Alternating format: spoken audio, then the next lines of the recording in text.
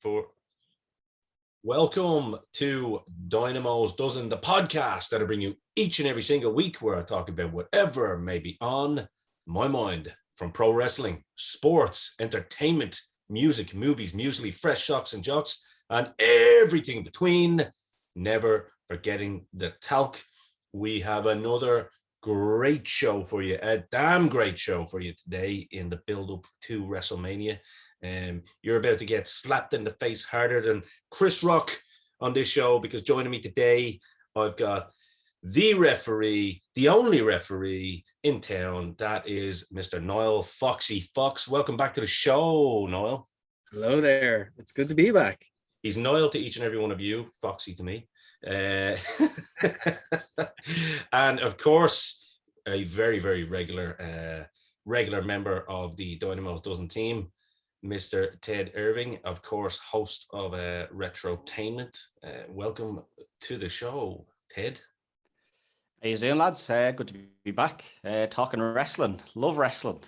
Absolutely. Well, before we take care of a bit of business, before we take care of wrestling business, we need to take care of some sponsorship business, because today's show is brought to you by Fright Rags, the best horror merchandise on the planet. Of course, Fright Rags is a sponsor of our other show as well, which is On the Slab Horror, which you can find also on YouTube and anywhere you listen to your favorite podcasts. So go and check out the back catalogue that we have over on the Slab. But Fright Rags is the newest sponsor of both shows, and we have an offer that you can use both for Dynamos Dozen listeners and of course for On the Slab listeners. If you go to Fright, I believe it's fright-rags.com, you can literally look through their absolute huge catalogue of unbelievable horror memorabilia and merch, the t-shirts, the caps, the hoodies, long sleeves. Unbelievable. I think the latest, Ted, actually is a beautiful series that they brought out for The Thing for the 40th anniversary, and that stuff looks unbelievable. They brought some Evil Dead stuff Evil Dead stuff out now as well. Check it out. If you actually go onto Instagram, probably the best bet, because you can shop from Instagram as well, and regardless of where you shop, if you put OTS Horror 10 into the promo as a promo code when you're making your purchase, be sure to buy in bulk so you actually get the value of it. You'll get 10% off your final purchase. So coming from the States, that is pretty cool, because you're pretty much getting your customs taken care of at that when you think about it.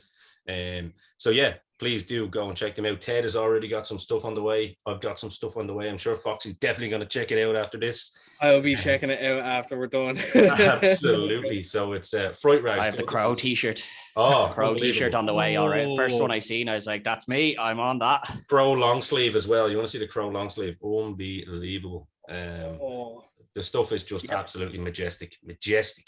And then, of course, it is WrestleMania week. We would be amiss if we didn't mention, of course, our oldest sponsor, Wrestlemania, Ireland's one and only wrestling shop, which you can shop online or you can shop in the store. Niall literally is on his way to WrestleMania. He's probably in Dallas as we speak, but the shop is open and it's business as usual. So if you want to get all your favorite shirts and whatnot, you got some really cool belts in the shop now at the moment as well. He's got the Intercontinental title and the World title in there. So get in and get your hands on that. Tell them Dynamo sent you. You won't get a discount code, but listen, you'll get service with a smile. And that is all we have time for the sponsors. But Foxy, of course, we didn't mention your plugs at the start. So before we do get into the wrestling stuff, why don't you plug what you've got going on? You've always got some great stuff going on with the podcast and of course with the store as well. So like basically I do YouTube as well. So I'm part of the Nerds of Us channel on YouTube. We do like loads of different shows. We do Wrestling RPG, which is a lot of fun. But we also do podcasts as well as shows about different things, whether it be video games or other topics that tend to grab our attention, or movie reviews. Apart from the YouTube channel, we also I make stuff, I sell stuff, Foxy Bros. I also do a little bit of the old Twitch, as the kids call it. I'm getting old, but like I do that for a bit of fun on the Twitch. So that's Foxman2390 on Twitch. And if you're looking for any good pixel art or comics, hit me up at foxyrose.retailer on facebook.com. There you go. Yeah, there you go. We will check them out. Be sure to check them out. I'm sure you can send me over the links anyway, and I'll add them in the description. I will indeed. For show. So, lads, you're coming off a big scrapper mania here in Ireland, Foxy. Yes. And that was in the build up to Wrestlemania. So the fun doesn't stop for you. No, it doesn't. So like obviously we had Scrapper Mania weekend, which is just intense. Our first stadium show back, like for live shows in Ireland, and at least 3 years. Yeah. Like we missed out on our previous one, which had John Moxley on it. But I think we made up for it with having like Sky 2i and RVD to a degree. yeah. It's not he was somewhat there. Not a bad He was somewhat there.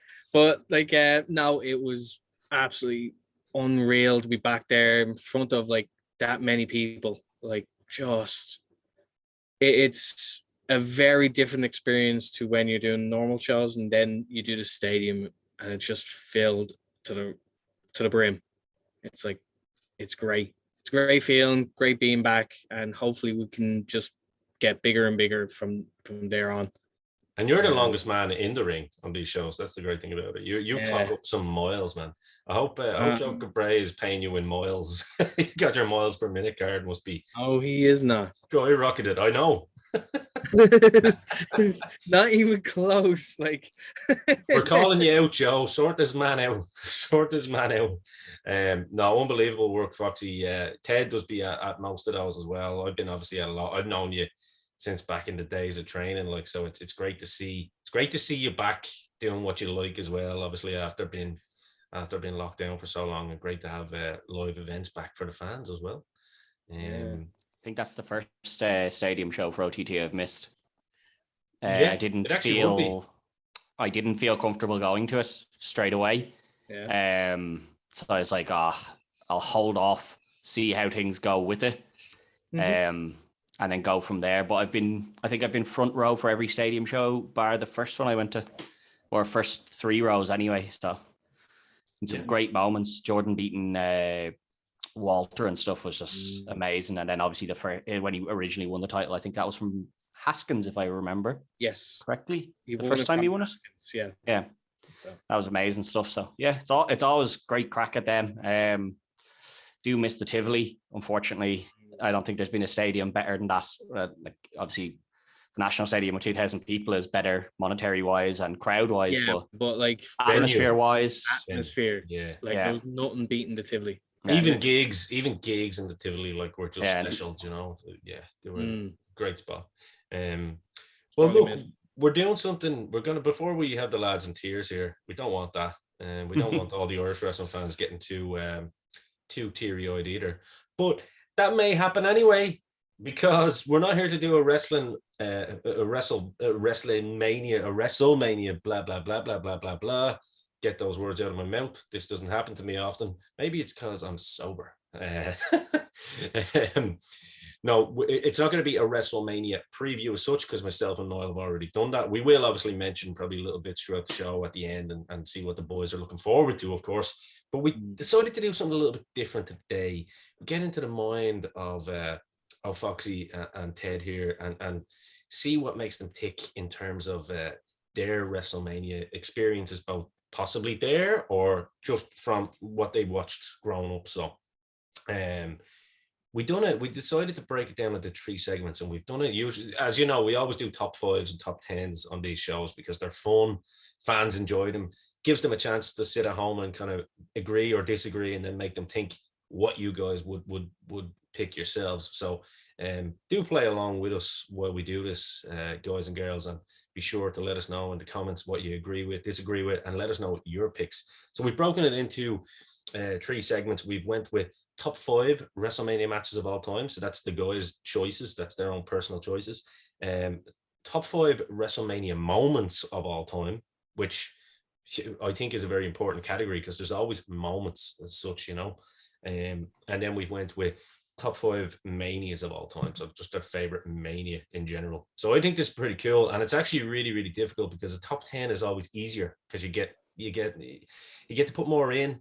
So top 5 is really difficult. So I do apologize, lads, that I threw you under the bus on this one, but I'm looking forward to it. I think we'd probably start with WrestleMania matches, top 5 WrestleMania matches of all time, and we'll kind of go through them one by one, and we'll do one each at a time with you guys. So, Foxy, why don't you go with what you picked first for your first WrestleMania match?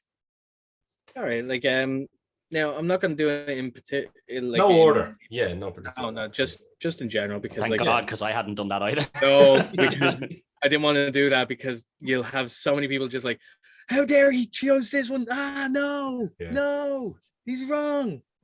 Yeah, good match, but no. Yeah, because we all know it's a proven fact that it was Austin and Brett, so we can move it. Don't worry about that. I'll take the heat for this one. you're half right with that. You will see this is how it starts. So, yep, Foxy, you're 100% on the money. So. Well, all right, I'll start off with like now. I didn't see it when it originally aired, but like only in recent times that I actually went and watched this match, and it has become one of my favorites to go and watch. Is actually from WrestleMania 10. Ooh. And this is Bret Hart versus Owen Hart. And my God, like the two of them were obviously because they're brothers, but like they know each other so well, and they're able to convey it through their wrestling, even with little nuances that they do in between. Is the heel babyface psychology was unbelievable in that as well, wasn't it? Like it was so clear that if you didn't know who these guys were and you would just put that on and you went in blind, you would know who the bad guy and who the good guy were. You know what I mean? Absolutely. Owen's work was just phenomenal in that one. Absolutely. Even just a little moment like Owen like gives him a little shove with the hair, and Brett just looks at him and is like, "Don't you dare, you motherfucker." I'm watching you. Do that again, you're gonna get it. No, but like it's fantastic. Great technical wrestling throughout the whole thing. Good storytelling. You knew exactly who's babyface, who's heel.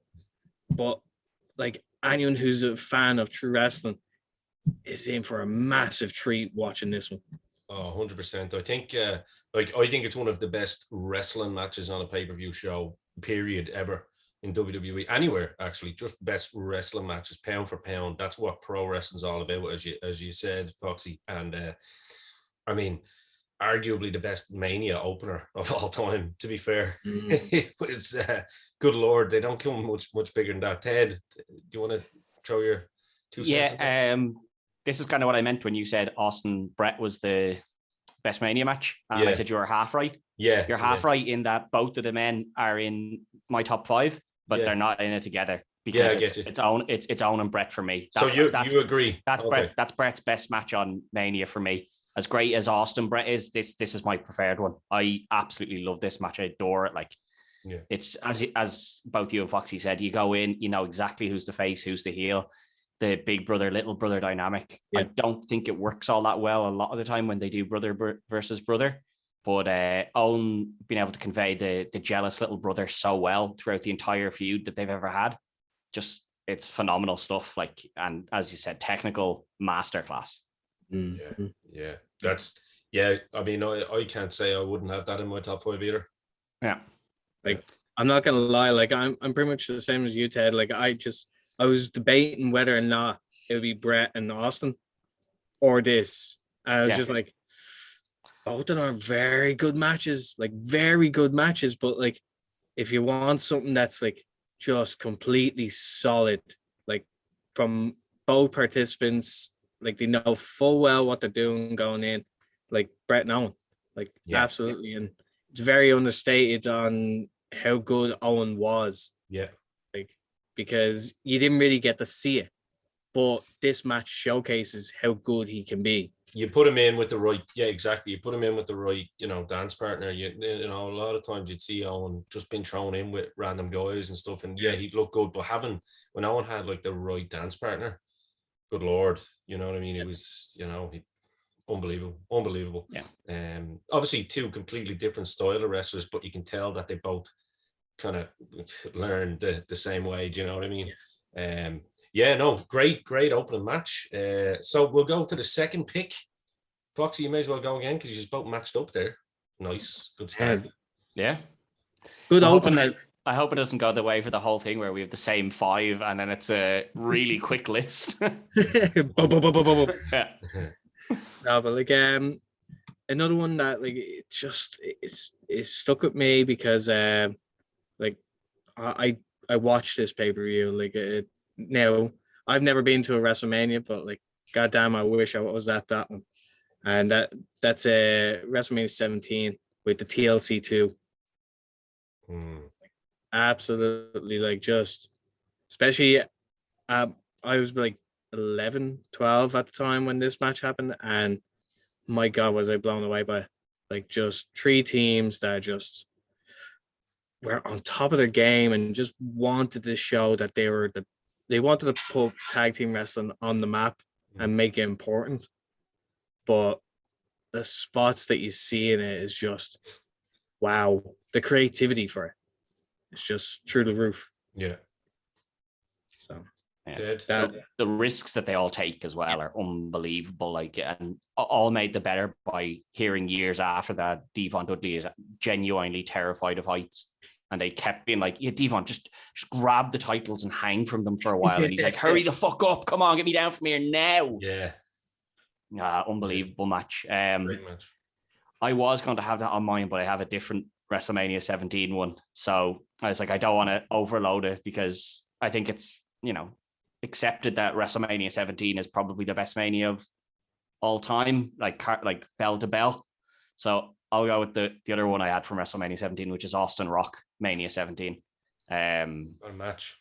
Yeah, just the entire build up to the match itself, and then sometimes you can have a fantastic build up and then the match doesn't live up to the hype, and this one does. Like, I'm usually not a big fan of people kicking out of their finishers 3 or 4 times throughout a match.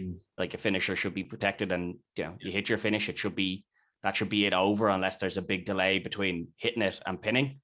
But this is one of the few matches where I think the multiple finishes works really, really well.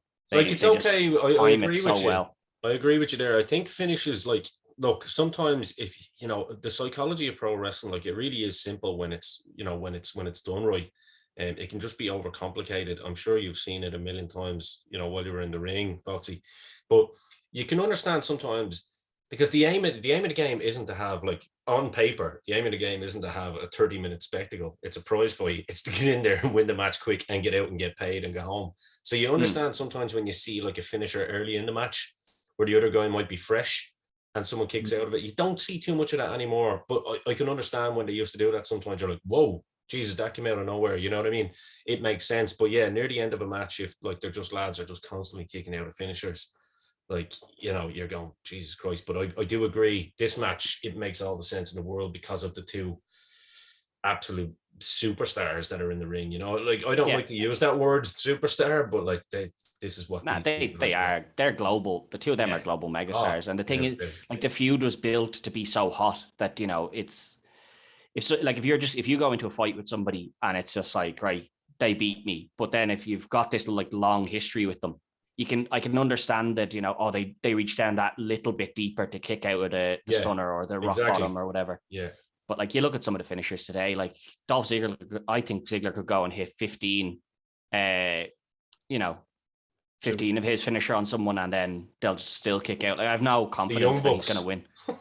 It's like, good Lord. I think they only ever hit their finisher once, but they just ruin other people's finishers. That's what I mean. That's kind of the point I'm making. Fuck those guys. No. Yeah, but Ziggler ruins his own finisher because he hits it like 7 times and everyone still kicks out of it. So yeah. Look, I have no problem with the Young Bucks anymore. It's all good. It's all love now.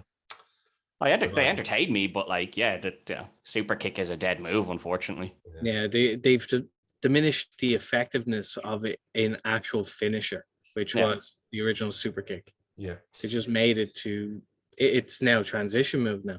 It's the same as Damien's dinner time. You know what I mean? The DDT, like it's something that like literally was and is still a devastating finisher when you look at it done correctly. And now it's just another one of those kind of. I mean, realistically, right? A superplex is a fucking devastating move. You know what I mean? Like when Dynamite done that first in Japan, people were like, "What in the name of God is this?" And like even at the same time, it's still won. And like, yeah, I suppose that's just the way wrestling's evolved, and it is. I don't want to be the cranky old man, you know what I mean? Because you'd spend all day here if you were to talk about, you know, what was and what isn't the finisher and stuff like that. But I do agree with the boys. But let's move on then to number 3. I'm interested to see now. It's getting into the you can see the sweat breaking on the brow a little bit now. So like I am purposely like jumbling these up because like I'm not doing it enough. And because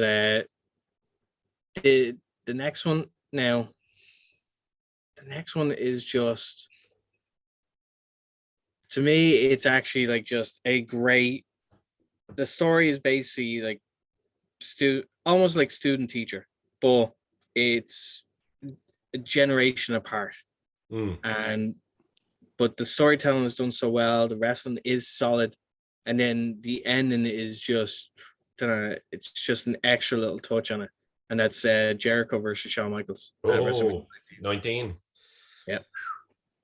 I'm gonna hazard a guess here, or a guess, should I say, that our guest Ted also picked that. No, because I had two other HBK matches, and I was like, if I just put all HBK matches as my top 5, it'll just be a bit shit. So I have 2 other ones from him. I think everyone's going to guess at least one of them, to be honest. Yeah. But that's a great shout. The Jericho Michaels match, I think, is very, very underrated. It is actually a great story told. I mean, the build up to this was fantastic as well. Obviously, I think he had busted up his wife by mistake. No, I think that's the later one. This is Jericho with the long hair, and that I don't want to be the next Shawn Michaels. I want to be I don't want to be the next Shawn Michaels. I want to be the first Chris Jericho. Yeah, he hit Rebecca. Obviously, I think that was SummerSlam or something, wasn't it? When he had the short hair. Yeah, it was like 2010 or 2000. That's short hair suit wearing Jericho. Sycophant. Calling everyone sycophant. Yeah. Long words Jericho. That's that one. Yeah, long words. That was incredible as well. But this match was fantastic. Yeah, I think because it was a good wrestling match, and then of course, what a way to end it as well. You know, the handshake. Simple. Oh, I loved the roll up was beautiful. Yeah, but then to shake the hands at the end, Jericho selling it where he's really emotional and he's crying. And then hugs him, pushes him away, and the kick in the bollocks. Yeah, so good. Like brilliant. The story that they tell as well, like Jericho did it on Austin's podcast. You basically explain it. It's like they went off, like probably to get some food, and then by the time they came back, Jericho had one half and Michaels had the other half, and they just meshed it together, and then there you go, we're job done. Genius. It's like how can you be on that like kind of wavelength to do that? It's very rare to get that kind of thing.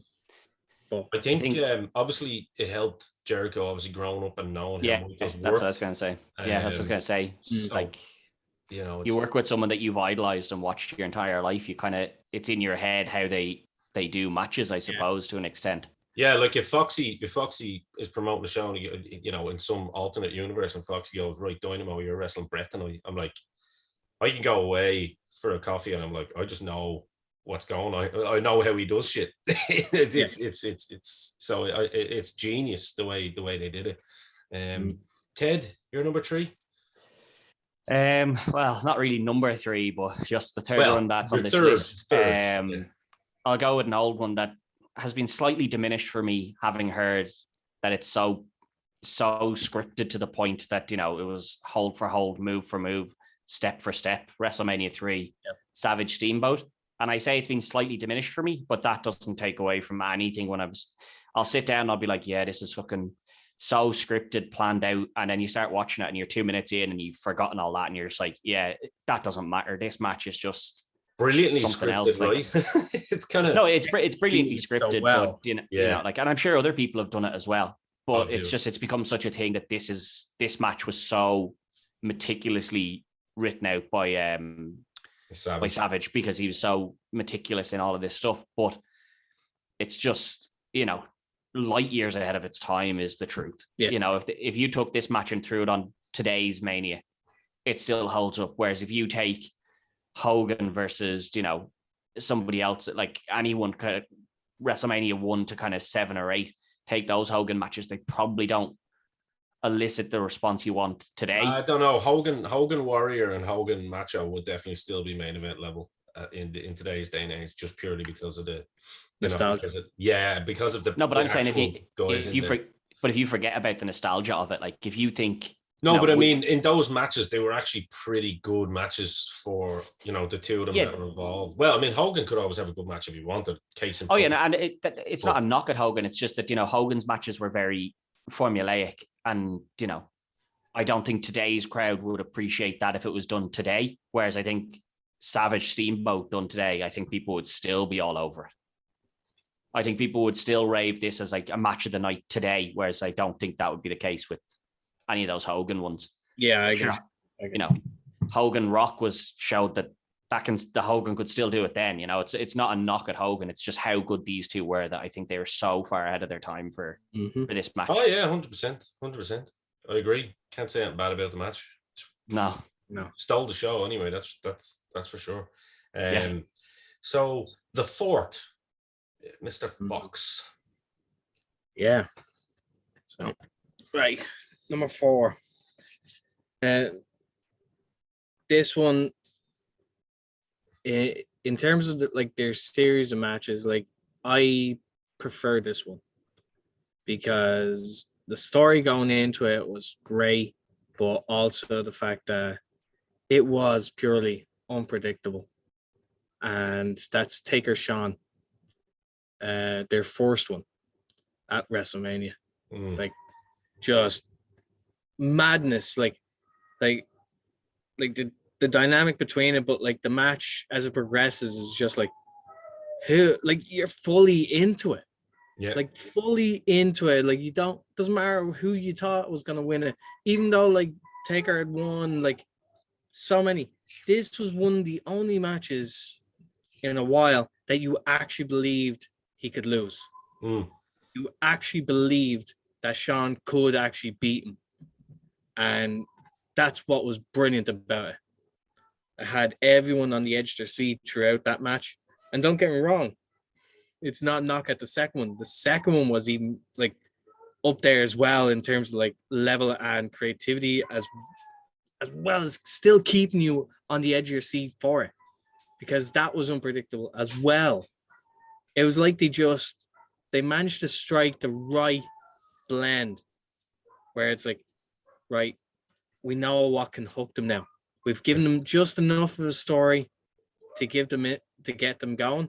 But as we do this match, we're telling more of that story, and people are just getting,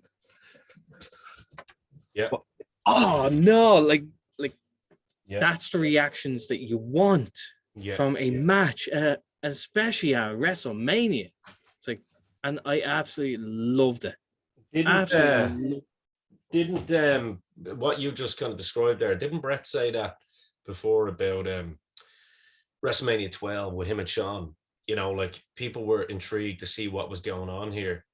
And at first it was kind of like, whoa, like, it was kind of that same feeling, like, who was actually going to win here? Like, because I mean, Brett's Brett, Shawn's the up and comer. Is he going to have enough?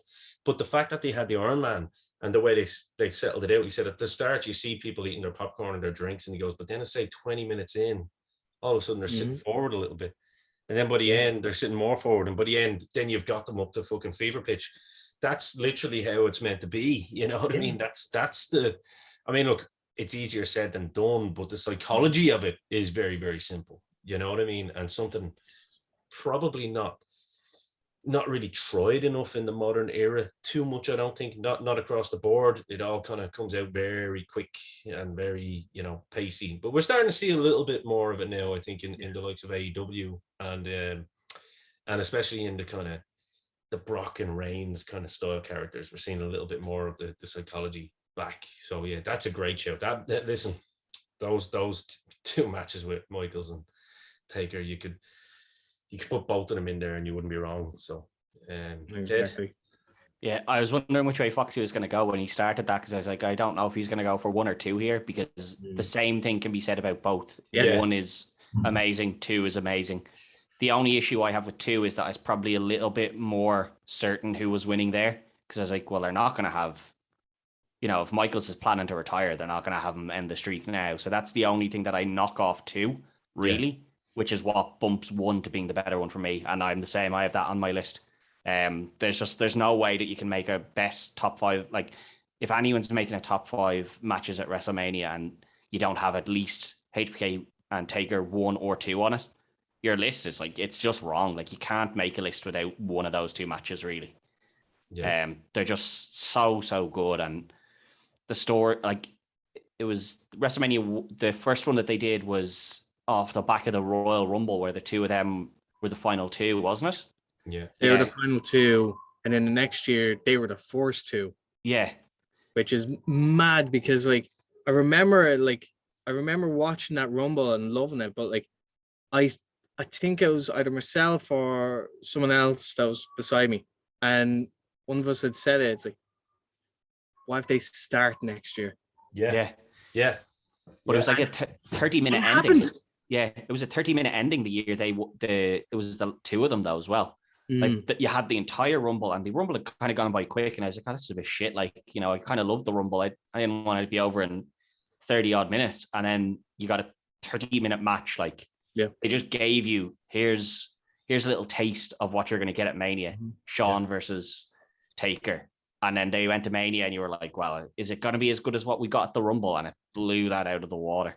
Everything about it was just brilliant. Like, same for me. That was on mine as well. Great like with that, like it's just a great example of 2 absolute pros, veteran pros, going out there and showing that even in their later years, they can set the standard up a lot higher than you think that they can. And that's scary. Yeah, it was kind of like the last it's not the last, but it was kind of the last few kind of matches where Taker could really go as well. And I mean, I'm sure he pushed himself. I mean, obviously he had Punk and all that afterwards. But the Punk was after, wasn't it? Yeah, it was. Yeah. Triple H was next. Triple H. No, but I mean, Punk was in later years, is what I mean. Sorry, after, like the Michaels, it was a couple of years after. Yeah, I think it's Punk. I think it's Triple H twice. Yeah. Then Punk. Then Lesnar. So that was it. It was kind of like the last few years of Taker where he could really like fucking pull it out of the bag, you know what I mean? Yeah. And that's not a knock on anything Taker's ever done anyway. No, I mean, that many years in the ring and that many years at that lifestyle that he had as well. That size. Yeah. Right, we're down to the final match. This is obviously difficult. So, Foxy, hit me. Oi. So this one now is just. Now this is another one from Mania 19. It just shows you like the kind of caliber that like of matches that were on this card. But I absolutely loved the build up. They had so much history to go into it, and regardless, like at the time, I didn't know what was going to be happening, but my God, was I looking forward to it. Austin versus Rock 3. Oh, yeah. The finish to their like trilogy of Mania matches. Like, storyline was great. Like, you had a heel Rock, like Hollywood Rock, and a face Austin. Like the formula didn't really change much. Like, because like their first encounter, Rock was heel, but he wasn't there yet. Like, in terms of like the level that he has people like command over the people. He was on the way though. Yeah, exactly. He was. Austin was like white hot at the time. Then the second match is literally like face to face. It's face. They're built right up there. Like both of them are being built very heavily. But like this match, clear face, heel.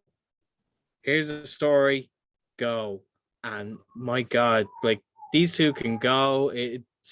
It's another example of like the finishers being used, like and being kicked out of, but it's enough, like there's still enough storytelling and subtlety to it that it keeps you coming back to watch it again and again. Yeah. Because these two are so good, and it also shows, now they've explained it before, it's like it shows the level of trust that these two had in each other. Yeah. Like to basically get the best out of each other. Yeah. Every time they faced off, and it shows. Yeah. Even with like when you hear afterwards is like Austin is actually on the way out because of health problems. It's like this, which is crazy. Like you didn't really know that. Like it came out after the fact, but goddamn, like it also shows like the caliber that The Rock is, that he can carry as well. He can carry a match if need be, but neither didn't. It was purely back and forward. There was no carrying involved, I think. That's how good they are. Rock is kind of out of the, wasn't it? Rock is kind of not out of practice, but like out of the ring from like how he would normally have been, because he's now Hollywood Rock. So he's off in Hollywood quite a bit, like not to the level he is now, but you know, neither of them would have been what you called their peak in terms of, like, I think 17 is when they're both at their peak. Yes. But then they come out and do this, and it's still a classic at 19. Like, it's just so good. Well, Ted, you're up. I go 2 years ahead, and as I said, it was another Shawn Michaels match. Shawn Michaels versus Kurt Angle. Oh yes. This was one that when they started the feud, I was like, you don't need to do anything else. You've told me that they're wrestling at Mania. That's it. I don't need anything else. Send the two boys home. I'm already bought in. Like, there's no need. And then they still put all the other stuff in, like the sexy Kurt, the breaking Marty Jannetty's ankle, all sexy of that stuff. Kurt was the best thing ever. That popped up again today, and the great sensational Sherry coming out and doing the song with him. I'll make your ankle hurt. What a fucking. But again, the whole story built again from the Royal Rumble. Shawn eliminates Kurt. Yeah. Then Kurt drags Shawn out and like Olympic slams him on was it just on the floor or on the steps? I can't remember. He might have been off the steps onto the floor, possibly. I think so. And then the whole story of like, I won a gold medal in 1996, and all everyone was talking about was this Shawn Michaels guy who swung down from the rafters and stuff. I was like, oh my God, like everything about this is just brilliant. Yeah. And again, you know, you knew those two going in, they're going to have a classic. Oh, of course. Angle, basically the breadth of that generation, you know, like technical masterclass every time. And then Shawn was still Shawn, like, except less pilled up. That's kind of like that's a great shout, like, because you know you always hear Bret and Kurt talk about how much, but that was both their kind of dream match, and probably ours too. But you'd love to see it, but they're actually more similar in so many ways. So I'd say for Shawn, you know, that was the dream to kind of get in and work with some of that, because he always excelled working with those technical guys, and obviously because of working with Bret, we got to see that so many times. But I'd say these two boys were just salivating at the prospect of working with each other at Mania, and so were we. So that was on my list actually on a few weeks ago as well. I loved it. I might actually go back and watch it tonight. God damn it! God damn it! The fact that Kurt was able to be, you know, jokester Kurt on the run into all of this, you know, like the whole time into this. Well, not the whole time, because he's like messing when he's, you know, doing the sexy Kurt stuff. So you've got the comedy side of him. Then he gets in the ring and he's breaking Jannetty's ankle, and then you get intense Kurt when he's in the actual match. Like, it just showed his range to do all of it. Yeah, like incredible. One of the best of all time, 100%. Yeah, I love this match, lads. That's a great Mania top 5 list, and all of which pretty much made it into myself and Niall's top 10. Ted, you're a better memory than me, but I'm pretty sure they were all in there. I think so, yeah. Yeah, so just shows you, great minds think alike, lads. Right, so next up we can probably be a bit quicker on these, because obviously we've got 2 more categories to go through, but top 5 Mania moments of all time. Now, obviously, the reason we put moments in is because it really is what Mania is about besides the wrestling nowadays, isn't it? Actually, it always has been, you know, like, I don't know, for you guys, when I was young, you know, I was young enough to watch that, you know, 1994 Mania, like, live at the time. I'm showing my age here. I go back to 5 and 6, so they were the first. But like, even at the start, you know, you look how the video packages have kind of aged a bit, but they haven't aged badly. They were still great. You know what I mean? You look at in WrestleMania 10, the nostalgia was going back and looking at you know, looking at Liberace dancing, you know, looking at Cyndi Lauper running around with the megaphone with Hulk Hogan and all. They are the moments, aren't they, that we talk about? You know what I mean? Those little things, you know, Roddy Piper with the fucking, you know, with the fire extinguisher, but, you know, don't blow no more smoke in my face. It's just, these are moments. So, lads, I've given the fans a little bit of a taste there as to what they can possibly expect. So, why don't we start with you this time, Ted? We'll take a bit of the pressure away from Foxy while he gathers his list there. I can always tell when a fellow worker is writing something. Yeah. During that, I actually thought of like stuff. So I was like, I better as you said, Mania is the spectacle. You know, as much as I love the wrestling at it, you know, you're always looking forward to, okay, what's going to stand out here? You know, you're going to get something.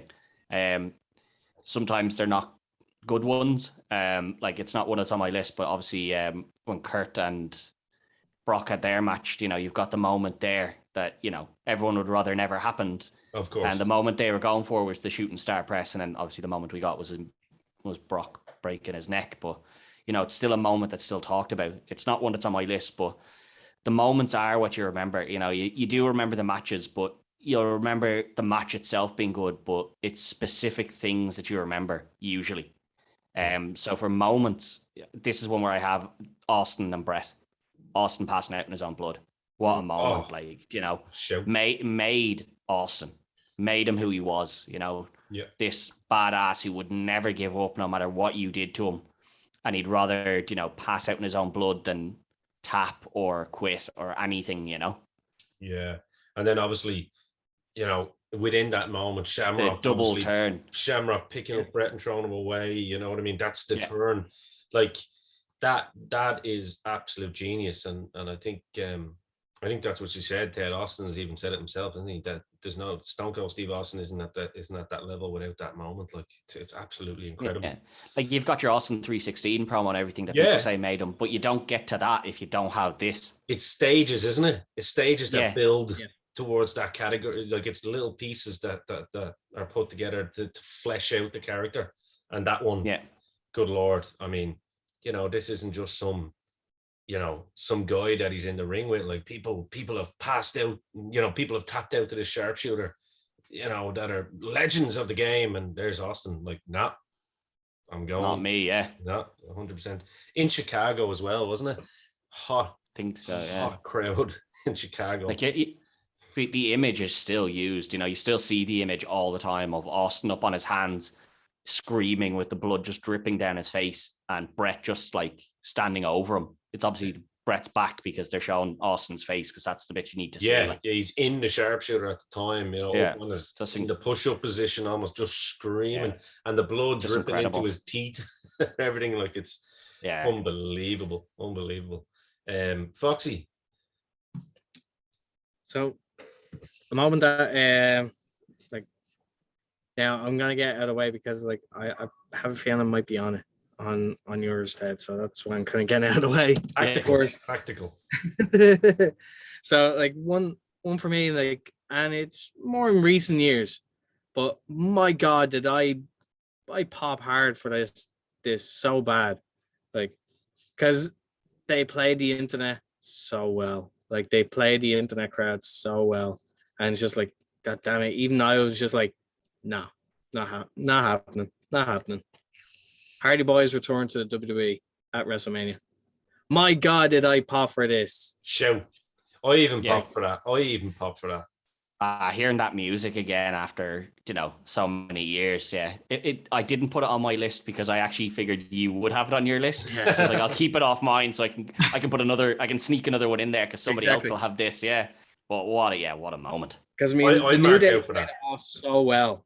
Like they played it off so well that it's like, to the point where I was like, I have no problem if these like jump in here. Yeah. Like if New Day jump in on this ladder match, I have no problem whatsoever with this. But they played it off so well up until the bitter end, and then the music just hits and just, my God, I was popping because I was in disbelief. Mm-hmm. I was also angry because I got worked. I was like, damn it. I'm not just saying this. I was actually watching this with King Woe, I believe. And I had said to him, as soon as I saw the New Day come out, I said, this is it. Because he was like, man, they're not coming back. Like, this, where the fuck are they? Like, because obviously everyone had teased it, but we didn't know whether it was true or not. And as soon as I saw the New Day, I was like, these motherfuckers they're up to something. It's gonna happen. But then even at that, because they kept it, they played it so well, the New Day, didn't they? And then I was thinking, shit, I'm not so, now I didn't admit this at the time, but now I'm admitting it in front of everyone. Near the end, I was like, I don't know. I could be wrong here, but I got to pretend that I'm. But yeah, boom! What a moment! I think they came out in their actual gear, ready to go.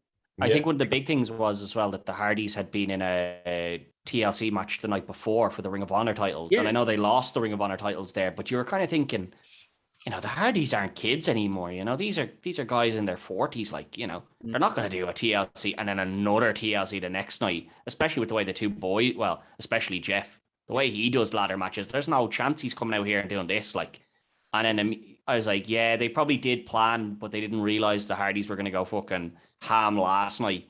So I was like, yeah, okay, maybe the plan was to, and now they've had to, sub in the New Day and be like, you boys better do it. The two lads aren't in any shape. And then the music hit, and I was like, yeah. Sure. Yeah, I'd heard it was happening, but I wanted it to happen, but I believed it didn't, and I got worked out in my boots as well. Like, I was like, yeah, there we go. I've never been happier to be worked, though, because I like, oh, yeah, 100%. You love it when, like, because I hit the nostalgia so well, especially if you've been following the Hardys, like during the Attitude Era. Just like you're a fan regardless. Well, even though people like yourself and myself, Foxy, like wily old thinkers haven't been around the game, you kind of like to not be worked, but when you do get worked well, there's a certain love and appreciation and respect, actually. More so, I would say the word respect, that you go, and it gives you hope, like it can be done. You know what I mean? And yes, it can. That's the nice part about it. I think you would agree with that, because like I was like, fuck, why was it worked? But damn it, yes, well done. This gives me hope for the future. That's exactly what I said. It's like they worked the internet crowd so well. Yeah, it did. It had people even in the business are just like, they're not doing it. Like then like had them convinced. And as I said, I was delighted to be fucking worked, like, because that pop was genuine reaction and joy seeing them actually there. So shout out to Kevin Owens for doing something similar on Raw the other week, coming out as Stone Cold with the old with the ball cap on, and then got them the second time. Then obviously that was just take a bow. You know what I mean? That's brilliant stuff. Ted, you're up again. I'll go for one that I don't know if Foxy had put it on his, because a lot of people probably don't have it on a list of top 5 Mania moments, but it's definitely there for me, and it's Taker losing the streak. And people might not cherish this as like a happy moment or anything, but it is a moment, to be fair. No one is ever going to forget when Taker lost that streak. No. And I'm not, because I was there, which is why it's so big for me. And I know, obviously, people watching WrestleMania, it's dead silent. I'm telling you, it wasn't silent up where I was, because I was fucking jumping for joy when Taker lost at that. I was so happy that I got to be there. And everyone was like, what the fuck are you cheering for? Taker just lost. And I was like, yeah.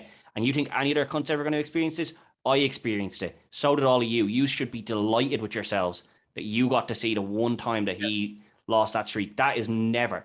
Doesn't matter if it's Taker, anyone else. No one else is going to have a streak like that. I was so happy that happened. Like, I didn't cheer straight away. In the fashion as well that it happened, because like Yeah. this was an absolute. I can't use the word I was going to use. Thank God for my quick brain there, but like it was a mauling. Like, yeah. The village was pillaged, basically. Oh yeah, like I was absolutely like, I didn't cheer straight away. I was shocked at first. Like the black guy in the crowd, everyone felt that way, like at home, I think. But then as it sunk in, I was like, Taker just lost. And it kind of sunk in, and I was like, yes, this is brilliant. I was like, the first Mania I go to, it would be you, Ted. It would be you. Lovely, like, I was like, this is great. And everyone was like, it's not great, he lost. And I was like, yeah. And I got to sit here and watch it live. Lovely. Good show. Everyone else can do whatever they want, but it's not a good moment in a sense, I suppose. But it's it's an important moment, though. Yeah, I think a lot of people don't like that it was Brock that did it. But the fact was that somebody, like, if somebody's going to do it, they need to be believable. Yes. And you also don't want to give it to an up-and-comer. I know people always said, oh, no, you want to give it to someone who's coming up. No, you don't. Because if you give it to some up-and-comer and then, 6 months later, they quit the business, not a hope. You want someone like this. You want someone like a Brock who, he can pass the heat on to someone else after. Mm-hmm. Argument to be made that Punk probably should have done it. Punk would have been a good one to do it. Yeah, Punk would have been a good one. Because it would have made sense at the time with Punk doing it, purely because, he had Heyman there. He had got into his head, in the build-up with the urn and stuff. And it could have been a thing where there was tomfoolery involved and it wasn't a clean win. But it didn't hurt Taker if he loses not cleanly to Punk. But it really fucking helps Punk then. But Well, I think Punk would have stayed in the company had that happened. Probably. I don't think Punk would have left, because I think that was one of his gripes, was that he kept being put with the part-timers and kept losing to all of them, like losing to Goldberg, losing to Rock, losing to Taker. He was like losing to Triple H. He was like, why do I keep losing to all these part-timers? I'm meant to be a main event player. John Cena's not coming here and losing to every part-timer that comes back either. I don't mind losing to one or two, but I'm not losing to everyone. Yeah. So well, let's get on. So that's two each. Oh no, this is your second one now, isn't it? This is Niall's second one. Yeah. It's my second one now. Yeah. So my second one now. I don't know if it's if it will be on Ted's, but this one now, if you're so engrossed in the attitude there, like, you couldn't help but not pop for this as a moment. And what I'm talking about is Linda McMahon standing up out of the wheelchair during the McMahon match at WrestleMania 17. Like, how could you not pop for that? That's because a great one there. Even though it's ridiculous, it's absolutely ridiculous, the story going into it, but you still got sucked into it. Like as a kid, I fully believed that she was like in a comatose state, because I was a kid and didn't know anything better. But like, goddamn, did I believe that shit. But what a pop for her standing up and kick right in the balls. There you go. Like, there's a better impact there. I wouldn't say she missed either. No. I'd say she was given the opportunity and she was like, yeah, well, I'm taking this. How many other times am I going to get to kick him in the bollocks as hard as I can? Yeah. It's for all that shit you did. Boom. There you go. Yeah. Boom. I love it. That's a great show, Fox. I can't say that was on my list. I didn't even think of it. But when you mentioned Linda standing up, I was like, Jesus, yeah, Linda standing up was huge. And like, it wasn't like Linda was well liked either. It was just. But she was always the complete opposite of Vince. The rest of them. Yeah. The rest of them were always more inclined to be heels, where she was always like the nice person. Yeah, and the fact, don't forget, in the build up to all that, like, Vince was being the sleaziest sleazeball he could be, like kissing Trish Stratus in front of her and everything. Oh yeah, Vince was just like, so slimy. Oh, it was just pure and utter like slime ball. So it was it was absolutely fantastic. Like, Vince has a lot of moments in that I can just, honorable mentions. Like, obviously, in fairness, I'll always respect Vince for that as well, giving Brett, you know, the opportunity to come back and beat the shit out of him for a whole pay-per-view and having the whole family there. I thought it was a nice touch. But then that famous one where, you know, he's wrestling Hogan and he's bloodied up, and you know, he comes up over the apron with that look. The face. Facial reactions are amazing. That reaction when the timing of that when he comes up above the apron, just looking like Satan himself. You know, crimson mask. That was, I mean, we probably all watched that one live as well. I was like, holy shit, man, this guy is beyond, like, for what he lacked in ring, you know, awareness or ring technique or anything like that. Good Lord. There's not many better performers with their face or their timing and the delivery than Vince. So great show, Foxy. Ted? Yeah, it's actually a deadly one. I didn't even think of that. Great show. I need to go back and watch that. I like that. See, this is why I love doing these shows, and it's WrestleMania week. You can go back and watch these things. Brilliant. I think a lot of mine are going to be like the bigger moments that a lot of people will probably have, which I'm loving that Foxy has kind of the ones that I like now people aren't thinking of. Strategic. I'm loving that he has the ones that people mightn't be thinking of as much. Brilliant. From history. I think that kind of gives away what it is, but Benoit and Guerrero celebrating absolutely WrestleMania 20. What an absolutely fantastic moment. I still can't watch it without choking up almost. It's a beautiful moment. Yeah, like, and I know people, whatever happened, you know, Benoit and everything, like, as horrible as that is, it doesn't take away from that moment. This is pre anything. We're talking about Mania moments. And I understand some people can't watch it anymore. They're like, I actually just can't watch anything to do with them. And I understand that, like, it's some people just can't disassociate those things, and that's perfectly fine. There's like, I can't fault you for not being able to do it. I can, and I can still watch this moment and go, that in itself is incredible. The match before it's great as well. And then, you know, Benoit had always been this tough son of a bitch, you know, never really had any emotions sort of in the ring. The only emotion you'd ever really seen from him was anger and aggression. And then he wins, and, you know, like, tears in his face. That and was Eddie's a great Mania too. Coming out and grabbing his hand and jumping up and down with him and everything. It's incredible. Like, and you can just see how much it meant to both of them. Yes. Yeah. Fantastic show. I mean, that's another Mania that I have on the list to watch this week. I mean, those two matches, I think he wrestled Brock, or was it Brock or JBL? When he rolled out with the shoe, he took his boot off. He was in the ankle. Oh, that was against Kurt Angle. Kurt. That was Angle, yeah. Sorry, that was a great match. That was funny. That was a fantastic match. Clever finish. Genius thinking outside the box. And then obviously the triple threat with Benoit, H and Michaels. My God, some of the best selling you're ever likely to see in that one with Michaels. Even the story going into that, like, you know, Benoit wins the Rumble, Michaels comes down and signs the contract on him. Just everything about it. Amazing. Brilliant, man. Right, so that's we're on to Foxy's third now. So another one which is it third, yeah, third for Foxy, yeah. So another one which probably wouldn't be as thought about, but I do like to go back and watch every now and then, because just for the idea of these two being in a ring together was just, you wouldn't have thought of it. But having them both in the ring and just talk and see what they do is amazing. You got me excited here. This is Piper's Pit with Austin. Oh, yes. Do you know what, Foxy? If this was a competition, you win tonight. And that goes for what I say or Ted says.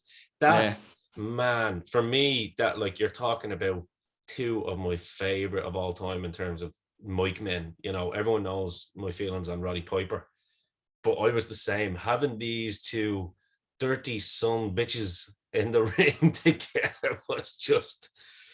Like, the opening line is like, welcome to Piper's Pit. Slap, man. Did anyone? Thanks for having me, you little son of a bitch. Slap back. Like, oh my God, I'm in from that. I'm like, oh. How good was Piper's reaction to that slap? The way he kind of starts shaking a little bit, and you're like, oh shit, something's gonna happen here. Like, something's gonna go down. He's selling it, but at the same time, he's like, oh yeah, that was good. Yeah. I like you. I like you, yeah. like playing it off is like, I like you. It's like, let's have some fun. Yeah, brilliant. How could you Amazing. not have fun watching this? Because Oh, it's so combustible. But my God, the two of the best, especially at improv, yeah. like Yeah. off the cuff, just improv, and you're just watching them go. And this is a Mania moment. I'm like, yes. Wow. Like how Great it's not show. talked about more, Great like and show. appreciated more, because there's some really good stuff there. Yeah. Wow. Yeah, no, it's a deadly one as well. Yeah. Great show. Ted? I'll go for one that it's nothing to do with the match. It's the moment itself is. I think the bell has rung, but for this moment, but I could be completely wrong. It's two opponents standing across the ring from each other. They haven't laid a hand on each other yet. Rock in one corner, Oh, Hogan in the other. Not gonna What lie, a that's moment. on my list as well. Yeah, Oh. what a moment. Like nothing thrown, no words said, nothing being done, just two men standing there looking at each other. And then you can turn feel at the same time. Yeah. you can feel the crowd go up to like a very certain point, and then it's like the crowd kind of goes down and they still haven't done anything. And as the crowd's diminishing, they look away from each other and then look back, and it just raises again, and it just keeps going up, and you're just like, when one of these hits the other, good God, this place is going to erupt. Yep. And you know, a little thing that you may not have known, but The Rock has actually said this. This shows the genius of Hogan and how he was big fight Hogan. You know what I mean? He actually called it on the cuff, because they knew there was going to be electricity when they got out there. But I mean, to the extent, I mean, the Sky Dome was Hogan's baby, obviously, from WrestleMania 6, you know. But it was actually Hogan that said, look the opposite way. Follow my lead, like on this. You know, that's an old veteran knowing how to work the crowd. And of course, The Rock is also, you know, pretty much on the way up here, if not already nearly there. But like, still not on the level of Hogan yet. You know what I mean? Probably ever. That's not many people are. You know, I mean, you've Hogan, you've Rock, and Cena probably. You know what I mean? And even Cena, like, it's love hate shit. But these two in particular were just. The Rock got there eventually, but he could always go in and out of you know, babyface or heel. The crowd could easily turn on The Rock. That's what I mean. Even when Austin was a son of a bitch, the crowd still wanted to love him. And it's the same with Hogan, you know? And I think that's what I mean by the two of them are just on a level of their own. And I think to be able to like just go, right, you look left, I look right. And I think he said, soak this in, kid. I think that's what The Rock said. Hogan said to him, soak this in, kid. Man, that's a very big moment there. I remember watching this at home, like, Jesus, I had only literally only started wrestling. So this is 2002, wasn't it? Yeah. Yeah. So this is like, I only started wrestling, and a couple of the guys training had come up to my house for it, and we were watching it. And I remember just sitting in front of the TV going, whoa, this put that on now, and you'll still feel the goosebumps from it. You're just sitting there. This is why we love like, this. Like, this is why you want to get involved. This is like, why do you want to be a pro wrestler? Why do you want to be involved in wrestling? That.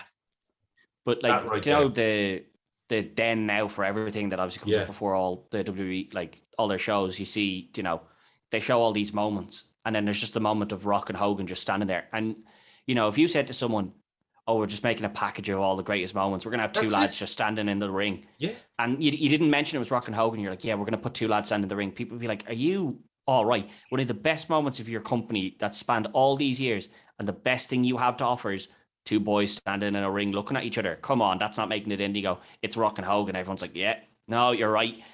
That's a moment. Put that in. Yeah. It's absolutely fantastic. It's you know, an argument could be made that it is the biggest moment in WrestleMania history. An argument can be made for that, to be fair. Yeah, it probably is, to be honest. Yeah. There's a lot of other ones, but that's probably up there. It should have been main event too. I stand by it. I know title always goes on last. I am a traditionalist, as you know, but I think because of that, you know, I think. But look, hindsight is 2020, right? We can all say that. You know, hindsight's 2020. I mean, if I hadn't have, you know, if I'd have saw Jericho and H come out and go on before that, I'd have probably got pissed off at that too. So, you know, it is what it is. History has told us that it was the right idea anyway. So yeah, so we're down to your final two then, since Foxy agreed with it. Yeah.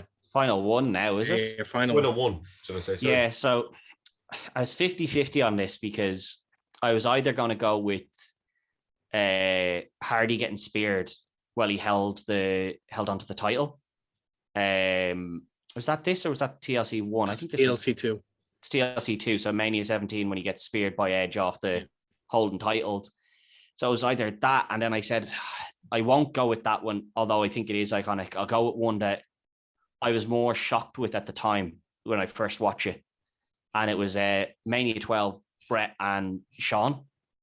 The Iron Man match ran the entire hour, and it just ended. And there was no way. Like I was sitting there, and I was like, "Yeah, there's no way. Like somebody's picking something up, and it's been an hour, and nobody's won." And I was kind of like, "Well, that was shit." And I was so angry when I watched it first, and I was like, "That's shit." I was like, "Nobody won. What the fuck was the point of this? I spent an hour watching a match, and nobody won. Shit." Like, and then out comes the commissioner. Nope, not having that. Gorilla Monsoon came out and said, nope. Not having that. Restart it, and we got another 15 minutes, 20 minutes. It was a bit shorter than that. It was a bit shorter than that, but it wasn't. It wasn't. It wasn't like straight away. Yeah, it's definitely not just straight away. About 10 minutes or less. Yeah. You get out and you get, and then Shawn wins, and they make it a huge moment for when Shawn does win. The tears and everything, and it's a bit put down. I was extremely pissed off as that piece of shit out of my as you just can imagine.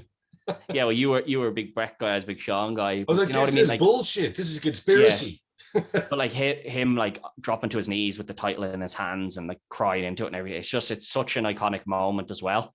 And plus the entrance as well. Yeah, the entrances as well. Yeah, but the moment I was going for was the bit where he's on his knees, crying into the title, because it just, as much as the match elevated the title, when someone's like on their knees crying about the fact that they've won the title, I think that just elevates a title even more, because it just shows how much it means to the individual to win it. Yes. It encapsulates that journey. Yeah. And what it means. Yeah, exactly. Yeah. And so for me, that went there, although it was very close to Hardy getting speared off, because I think as a moment, that is something that anyone that saw it when it first happened will never forget, because we'd never seen anything like that. We'd seen ladder matches, we'd seen the Hardys do crazy shit, but someone like being dragged all the way back on the ladder, and then as they release their feet, swinging forward and just getting speared out of the air from whatever 20 feet or whatever it was, you were just like, that is insane. So it was between those, but I went with the one that elevated the title more than anything else. I would have went with a Hardy on that one. Just saying. Yeah, that's why I said I'd throw in that it was the one that I had, but Foxy knows I'm only fucking around there. Yeah. We'll move swiftly along to you now, Foxy. Good shouts though, Ted, in fairness. And I do agree. I do agree, because in fairness, it is, and it's the way he grips the title. He has it like looking at him. He has it there, and he pulls it in. Yeah, that was a good shout. My last one moment. Now, I don't know how many people actually were against this, because like it's, I think everyone just got on board and wanted to see it badly. And this was Daniel Bryan's win at WrestleMania with the title. Like, I don't know anyone who was against the idea of that, like, especially with the story going into it, but how over he was with the crowd. Like, it was, to me, it was a no-brainer. Like, this needs to be the moment. And that closing shot of him with the belts and the confetti and all that, like, that is the moment. It's basically like the crowd basically saying, this is our guy. He's done it. Like, we've done it. Like, he managed to suck everyone into it and get them invested in him. And like, everyone wanted to get on board because he wasn't the company's choice. Yeah, we love getting behind someone that isn't necessarily like what the company wants. The people's champ. I know it's Yeah. a throne out. Yeah, it's a throne out. But the double duty as well that night, you know. Yeah. Well, you're gonna have to go out and beat Triple H first, and everyone was like, "Oh, well, okay. Even if he beats Triple H, they probably won't let him win because they'll be like, well, he wrestled earlier, so it gives us an excuse to have Batista or Orton win it." Mm-hmm. And then when he wins, yeah, that's 30 as well. And yeah, I can tell you the atmosphere at that was unbelievable, deafening when he won. Like It's like even just for a visual aspect, like just looking at that shot of him, I think on the ropes or either on the apron, on the ropes, yeah. but with the belts and just like, and the confetti, it's like that encapsulates the entire story, and it's the culmination of that story, like right there and then, and everyone was a part of it. Yeah. The one thing I'll ask you is about that, right? Do you think that story is very similar to Benoit's win? You know, they had balloons for Benoit. Yes. And they'd lost that moment. They could no longer put that into their video packages. Yeah. And I'm not saying that Brian didn't deserve it, but I think they went with that clip of the confetti and everything coming down and winning in the triple threat in the main event. I think they kind of knew what they were doing there a bit. I think they were like, Brian deserves it. Everyone wants him to win. Everyone's behind him. And then we'll have this moment back of, you know, somebody with the 2 titles. Like, I think they knew they were there going with that. Because they needed they needed a moment similar to that back, because losing the whole confetti or balloons or whatever it was, the confetti for Brian, balloons for Benoit and Eddie, that's a huge visual to lose. Yeah. And then they were able to get it back with this, and everyone was so invested in it as well. Like, everyone wanted Brian winning that, I think. Well, as we wind down here on this one, I think on this one, because I know we're stuck for time, I'll get you to give out your top 5 Manias. We don't, because we went through the matches as such, but just give your top 5 Mania matches each, or WrestleManias of all time. Sorry, my bad. We've covered that, of course, in great detail. And then we can just spend a couple of minutes then before we shoot off about, you know, what we're looking forward to this year. So I'll start with you, Foxy. Just run down through the 5 that you picked. So the Manias of all time. So 17 is definitely one, because I was fully engrossed in the Attitude Era, and absolutely love that pay-per-view from top to bottom. Like, there isn't really a bad match on that. No.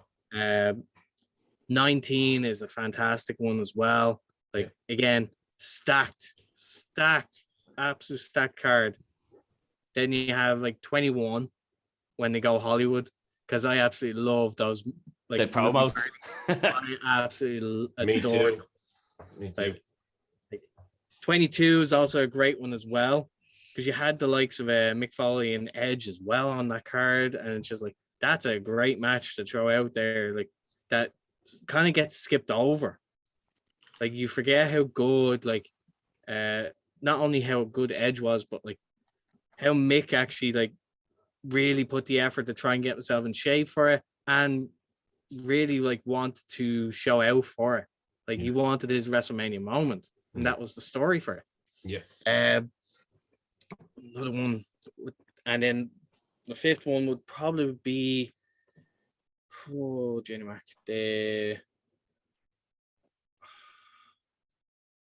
Probably 25.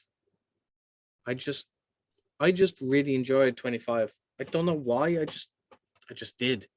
And I mean, like, it's a good card, and as far as I remember, that's the first of the. That's the first of Shawn and Taker, Taker. So yeah. So like good list. Good Good list. Yeah. I like that too, because sometimes, like, if I was to go through mine, like, you'd be surprised, because like a lot of them are old, and you might go, oh well, you know, the card wasn't necessarily stacked, or, you know, there wasn't, you know, catch can style wrestling throughout the whole card, like, so why would you pick that? But a lot of times it is for, you know, the build up throughout the shows to the main event. You know what I mean? That's how it used to be. Do you know what I mean? It used to be, that was, good Lord. It's like, you know, watching a boxing pay-per-view or a UFC pay-per-view, you know, you've got your filler matches that you're kind of not really, you don't really care about them anyway. because like your mind is on the main event. But if you get a couple of good ones in there in between, you're like, oh, awesome, you know.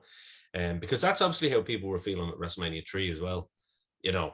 And as an added bonus, they got probably the greatest wrestling match of all time up until that point in WWF. So I'd be the same. I mean, WrestleMania 6 is on my list, you know what I mean? And some of the matches like last 2 minutes, but it's just that feel, and it's all about what it means to you. So I know what you mean by that one, Foxy.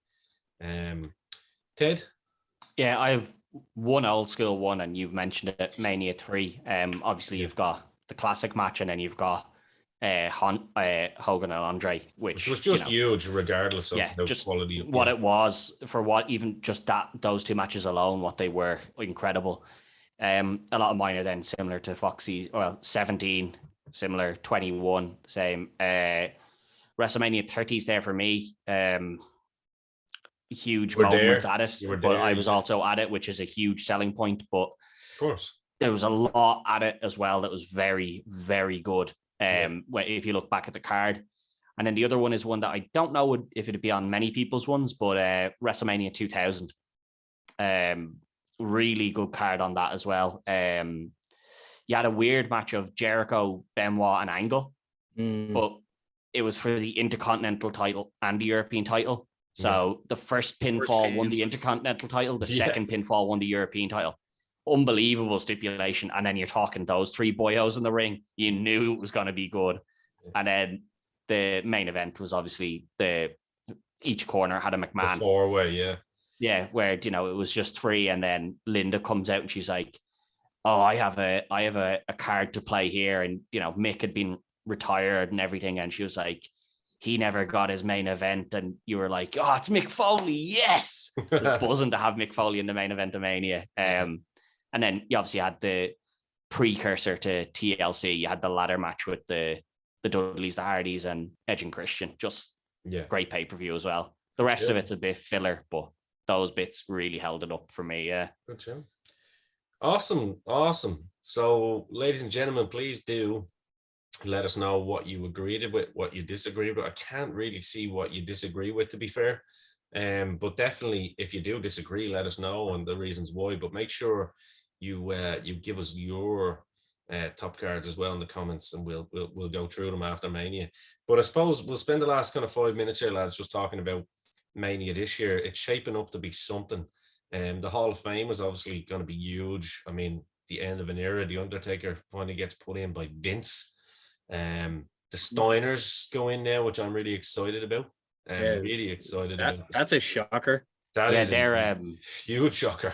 So their speech is going to be 33% better than everyone else's anyway. So mathematically speaking, yeah. And if you only had, you just need Sid in there to complete the deal, don't you? Just because if I had half the brain that you did. Let me do that again. We're live, buddy. We're live, pal. That's going to be amazing. And then like we've got some crazy matches on here. Obviously, the two ladies matches for the titles, you know what I mean, are absolutely phenomenal. Can't wait. The build up to Charlotte and Ronda has been extraordinary. Like she's been bashing Ronda, like, and it's really, really kind of good to see them have a one-on-one rather than a triple threat. Obviously, you know, the two kind of talking points really are Reigns and Brock, which I think is shaping up to be an absolutely fantastic match. I think you could see a little bit of naughtiness in here, possibly from Paul Heyman somewhere. I don't know. See, that's the thing. That's the one match I'm going in, and I have no idea where they're going to go. Me too. And it's been a while since I felt like that with a lot of matches. You know, you kind of have this person's winning, that person's winning. And like even with the two women's title matches, you have an inkling of who's winning both of those, but this one, no idea who's going to walk out. Yeah, it's completely unpredictable at this point. Yeah. And then of course, lads, I mean, shout out to all the boys that are over there. The return of Stone Cold Steve Austin. I don't know whether you guys saw him in the recent interview on one of the Peacock talk shows, but he looks jacked. He's got those Austin veins in the arm again. The neck is thick. He looks, and I mean, he looks fit and healthy. I mean, this guy isn't coming back just to do a stunner or two and then have that he little wants moment. a full-on match. He wants a full-on match, and of course, he's been working out, probably with some old timers out his backyard as well in Texas. And I mean, whew, when you think about it, a lot of people out there are kind of saying, "Oh, Kevin Owens, boy." I mean, this is the perfect, so much sense. The perfect dance partner for Stone Cold, right? There's I personally wanted to see AJ Austin. I just think that would have been an incredible match. But I mean, we're getting AJ Edge, so I can't complain. You know what I mean? I'm not complaining about getting AJ. That has potential and Edge, to be match of the night, really, doesn't it? Match of the 2 nights. Yeah, it's just if we're only going to get one Austin match, and obviously we're not going to get Punk Austin, which I think would have been a dream for everyone. But I was like, if we're only getting one Austin match, I think I wanted it to be AJ and Austin. I think the dream Owens and Austin, but I think the dream match for a long time was actually Randy and Austin, because for a long time he was considered the next Stone Cold in the way they were building him. And I think that, I mean, Jesus, you could put Randy in with absolutely anybody and they're going to come out looking good. But that's the thing. Randy can go with anybody. Randy's the star. I want him elevating somebody else up with him. He can wrestle a broomstick, whereas I think you've got the 2 perfect stick men now. And obviously, I'd imagine we're pretty much guessing, but almost, I'd say we're 99.9% right that, here's my prediction. I've already laid it out. People have listened to it on the previous show with Niall. Myself and Niall both think that, he's going to come out on Kevin Owens' show. There's going to be a little bit of back and forth. And then I think, obviously, Austin ends up in a stunner somehow. Owens gets out of there, cool as you like, thinking he's got one over him. And that's obviously when Austin gets up and fucking calls him out and says, "I'll see you tomorrow night. Let's do it." And can you I think we're getting the match, Yeah, I think that's what's going to happen. I think he's going to get the better of him on night 1, like, you know what I mean? By being shady, do you know what I mean? And lads, imagine the pop. I'm going to be in Stamford Bridge. Well, I'll be in the Stamford Bridge premises watching that, hopefully in a little bar somewhere in a corner away from everybody. And just imagine the pop when you hear that glass break and you don't see Austin just come out in a jeans and a t-shirt as we've been used to seeing him, or coming out in a referee top, but the black trunks and that little vest on again. Good Lord. It's a main event within itself, isn't it? Yeah. Jealous that Austin was like, I had no intentions of going to this Mania because I was like, Texas is a bit, I don't know if Texas would be somewhere I'd like. It'd be too hot. And then I was like, and also I'm a bit worried about COVID. And then I was like, when it was like Austin's going to be back, I was like, fuck, I wish I'd just committed to it, because the chance to see Austin, hear that music after this many years, and he actually has a match, is just salivating. Like, here's an interesting question, lads. Right now, we can only play like the hypothetical game, I suppose, here. Knowing how much Austin loves, I mean, look, he absolutely, it's within his blood. He loves wrestling. I mean, you can tell it from his podcasts. Do you know what I mean? Not just the WWE ones, but his actual. I'm wondering, could you see? I don't mean a return now. I'm not that stupid. I don't mean you'll see him on weekly television on Raw every week. But I'm just wondering, could this be a little thing where it just might open up something on him? Do you know what I mean? Because he's not got a lot going on. If all goes well, I mean, he's been medically cleared to do so, obviously, which is the main thing. I mean, first and foremost, that's all I care about when guys or girls come back. It's medically. I don't want to see them suffer just for my entertainment. So he's obviously been medically cleared, clean bill of health. He's ready to roll. He obviously wants to come back for a match with Owens. But I'm just thinking, knowing how Jesus Christ, my house is haunted. Knowing what it's like when you get that bug on a smaller scale. So imagine like on this kind of scale, how he's going to feel if this goes well for him. Wouldn't be surprised to see the odd appearance from Austin every now and then, would you? In another big match somewhere down the line. No, I wouldn't. I wouldn't wouldn't be rule that out. surprised either. And I think if providing things go well and he has good health, I wouldn't rule out that he could get like basically the Goldberg treatment. He comes in, does the odd match here and there, and there you go. That way we can run through the dream matches that we wanted to see or that we want to see. And God, like there's so many people that it'd be great to see him go against.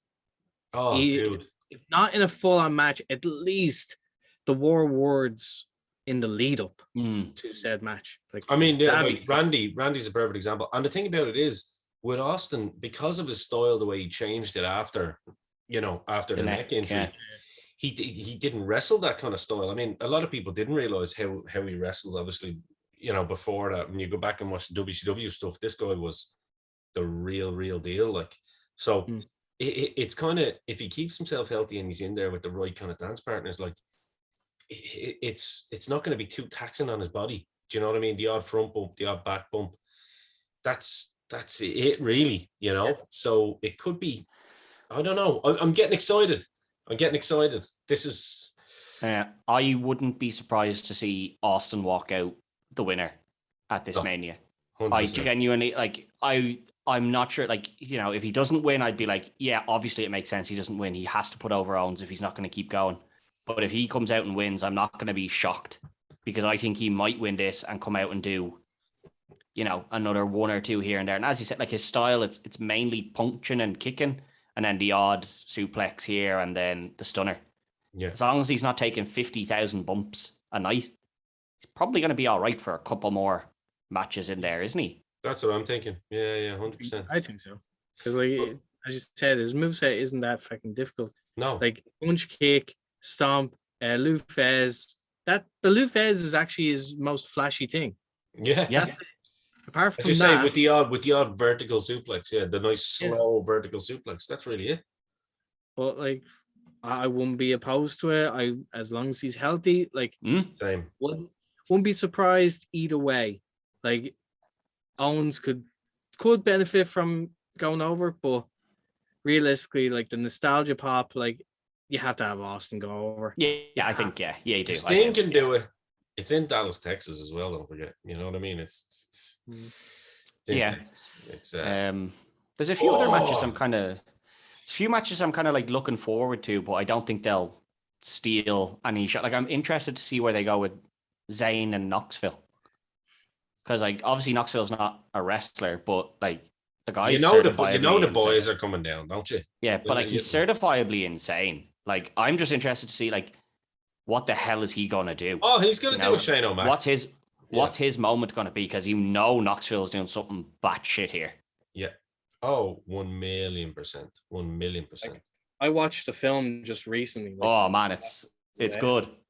And just like him getting hit by the ball and doing a 630 to break his rib, his wrist, and a concussion. I'm like, oh, that's nasty. That is nasty. Do you know they shot that twice? Because the first time it didn't look that good. But the second one definitely did. Yeah, the second one is the one they used in the film, because he basically died. The film is actually incredible, to be fair to them. The only thing I would warn people about is there is a serious amount of dick in this film. Yeah. Like, I don't remember Jackass having that much dick in anything they ever did. That was more Dirty Sanchez. This thing is like, the boys have all gotten a bit older, so they obviously aren't doing as much crazy shit to their body. But there's a lot of dick stuff in this. I was sitting in the cinema and I was like, oh, I can feel a lot of this already. Like, I'm sitting here and I'm like, Jesus. Have I gone to see a movie or porn? I don't know. Yeah. Well, thanks for making my decision for me, guys. I have no intention of watching this movie now. Oh, definitely still watch it. It's still definitely, if you liked Jackass, it's seriously worth watching. Yeah, but, I'm in.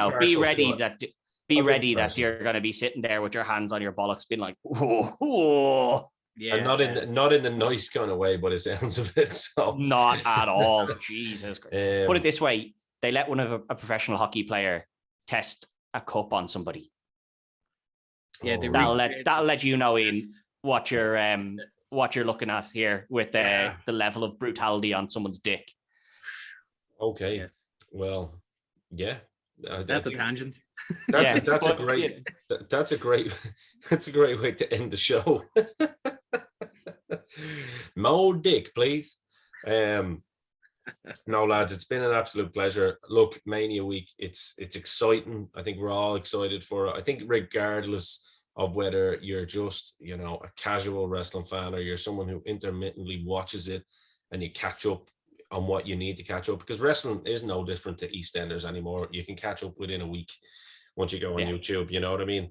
You still know the characters, they're there. So we can all still get excited for Mania. And I think it's a decent lineup over 2 nights. It can be pretty long, but at the same time, it is what it is. We still love it. And I look forward to it. I'm sure you boys do too. Mm-hmm. So look, Foxy, thank you once again for coming on. I'm sure this won't be the last. No, not at all.